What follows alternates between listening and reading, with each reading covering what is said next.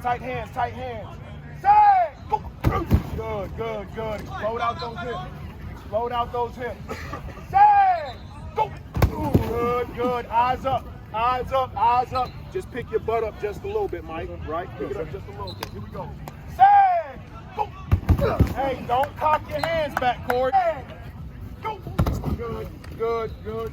Fire out them hips, fire out them hips. Say! Good, good. Owen, how's practice today? Practice is pretty good. We try to keep the tempo fast, keep it going. Make sure all the new guys get involved and everything. Make sure they know what they're doing.